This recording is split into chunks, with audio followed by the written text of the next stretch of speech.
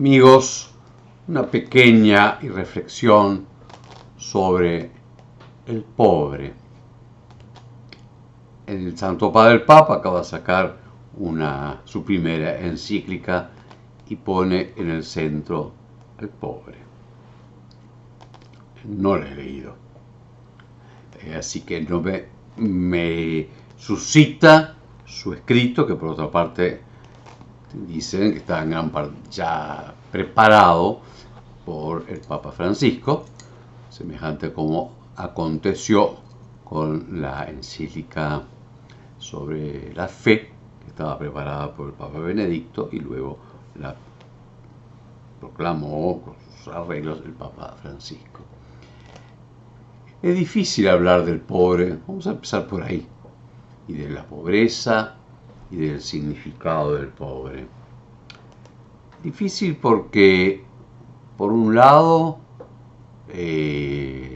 nos cuestiona que es un pobre, a los que no somos pobres.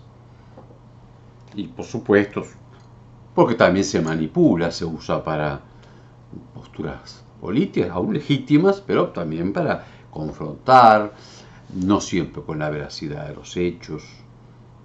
Es difícil determinar quién es el pobre. Y también difícil determinar dónde está la dignidad del pobre. Por lo tanto, reconozcamos la dificultad y también nuestras resistencias.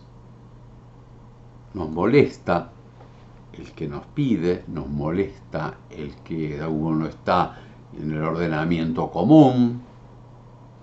Hacemos juicios de valor con frecuencia sin saber nada. Por otra parte, seamos sinceros, Jesús dice, bienaventurados los pobres. La verdad que la versión esa de San Lucas, en la de San Mateo dice los pobres en el espíritu, lo cual ya muestra en la transmisión de la fe la dificultad del hecho del pobre y de la pobreza. Y dificultad también con respecto a Dios. Cómo, siendo todopoderoso y justo, hay pobres. Entonces se achaca a Dios y se un fundamento de un cierto ateísmo político, por llamarlo así, filosófico si quieren, está en los pobres. También en la actuación de la Iglesia con respecto a los pobres. Por un lado, es indiscutible que la Iglesia tomada como el pueblo cristiano en su conjunto, no solamente como los representantes, los obispos, el Papa, la Santa Sede, los obispados, ha sido un pueblo que se distinguió siempre y se distingue por una atención particular al pobre. Bueno, a veces son personas vulnerables, usan otros términos, porque siempre, más que en gran parte la posición central del pobre y del drama de la pobreza y el cuestionamiento nace precisamente del cristianismo. Ya en sus comienzos los otros miraban cómo cuidaban. Eran situaciones diferentes a las actuales, eran comunidades bastante visibles, concretas, en cada ciudad estaba el obispo, el presbiterio, y esa comunidad que se reunía en una única misa dominical, y bueno, y entonces estaban muy claros sus pobres y su atención inmediata al hermano pobre. Lo admiraba. Por supuesto, estaba el enfermo, entraba el que había sido preso, el desvalido, el huérfano, que no había todas las formas de protección de parte del Estado. De ese mismo dinamismo de atención al pobre surgieron infinidad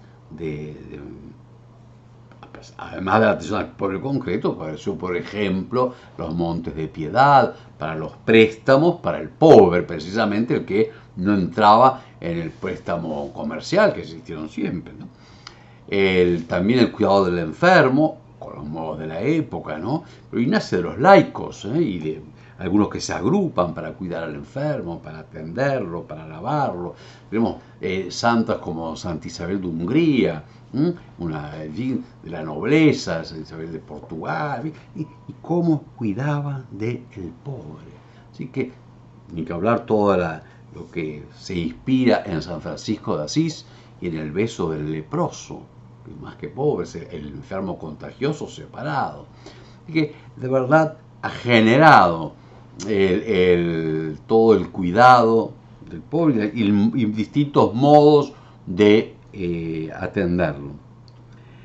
Cuando comienza la Revolución Francesa, antes propiamente que ella, el movimiento anterior, los estados generales, se quiere votar la entrega de lo que llamaban los privilegios de este caso de la Iglesia, que eran sus propios bienes.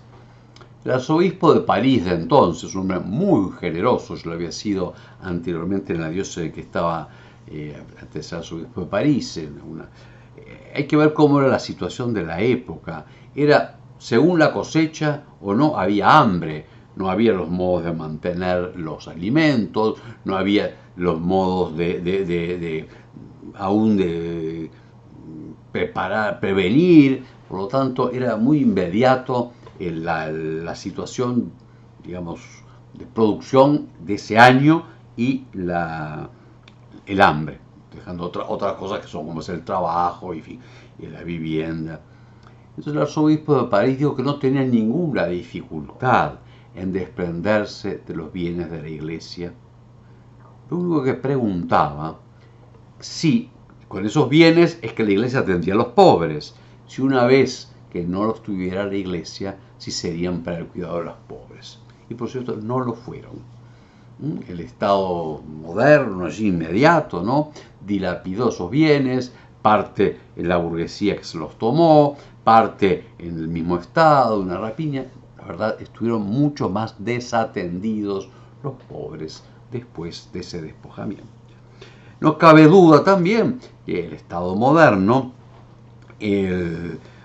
a raíz de ese dinamismo del cristianismo, fue tomando ya más orgánicamente las distintas formas de atención a la pobreza, a la enfermedad, que además se ha hecho mucho más compleja, porque la medicina es más compleja, porque el tipo de atención ya supone instrumentos, capitales, lugares, etcétera, ¿no?